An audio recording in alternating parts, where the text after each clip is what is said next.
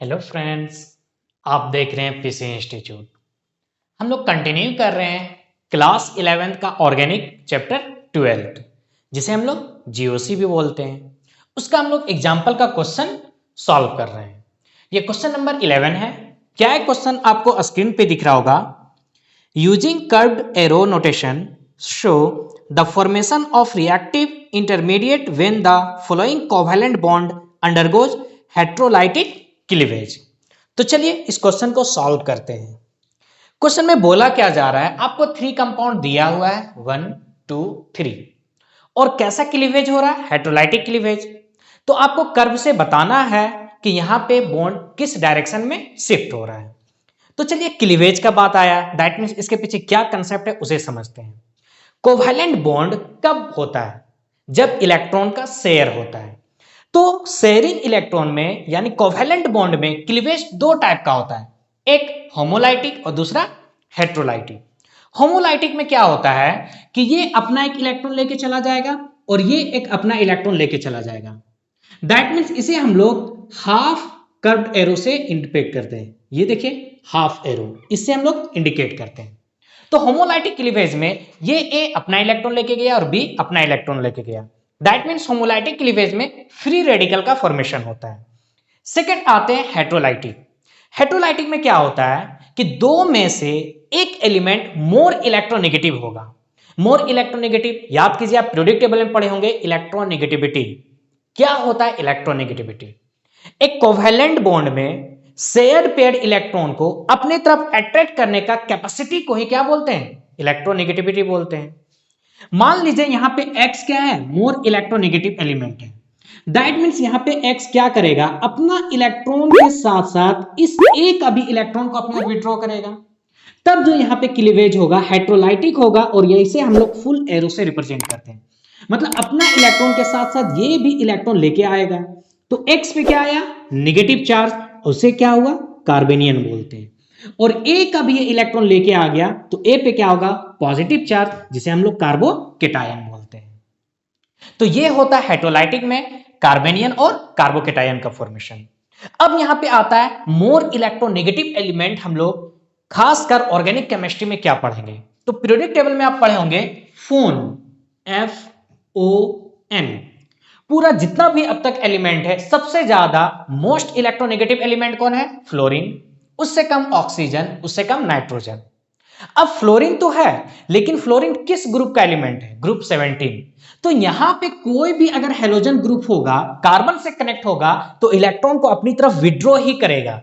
Fluorine के अलावा कुछ भी हो, क्लोरीन, ब्रोमीन, आयोडीन, ये सब क्या करेगा? अगर कार्बन से मान लीजिए ब्रोमीन कनेक्ट है, कौन? ब्रोमीन, तो ये अपनी तरफ इलेक्ट्रॉन को क्या करेगा? विड्रॉ करेगा। और ये जो बॉन्ड होगा कार्बन पे पॉजिटिव और Br पे क्या आएगा? निगेटिव आएगा।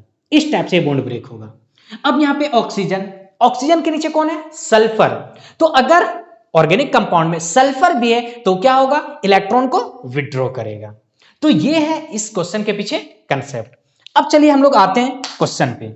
तो देखिए फर्स्ट में क्वेश्चन क्या दिया है? CH3SCH3। आपसे पूछा जा रहा है क्या कि यहां पे क्या हो रहा है? हेट्रोलाइटिक क्लीवेज हो रहा है। हेट्रोलाइटिक क्लीवेज हो रहा है तो आपको बताना है कि बॉन्ड किधर शिफ्ट होगा। चलिए इसे सॉल्व करते हैं। तो देखिए क्या है, फर्स्ट में CH3SCH3। तो अभी हम आपको क्या बताएं कि ऑक्सीजन के जस्ट नीचे होता ग्रुप में सल्फर, तो सल्फर भी क्या करेगा? कार्बन के कंपेयर में सल्फर भी यहां पे क्या है? मोर इलेक्ट्रोनेगेटिव एलिमेंट है। देखिए इलेक्ट्रोनेगेटिविटी किसका कितना ये याद नहीं रखना है, ज्यादा है बस या कम है ये आपको याद रखना है। तो सल्फर मोर इलेक्ट्रोनेगेटिव किससे? कार्बन से। ये बॉन्ड किससे जुड़ा हुआ है? कार्बन से। इस 3 हाइड्रोजन को इस टाइप से भी लिख सकते हैं, देखिए ये 3 हाइड्रोजन। तो ये मोर इलेक्ट्रोनेगेटिव होने के कारण ये अपना इलेक्ट्रॉन के साथ साथ इस कार्बन का भी इलेक्ट्रॉन लेगा। तो यहां पे क्या होगा?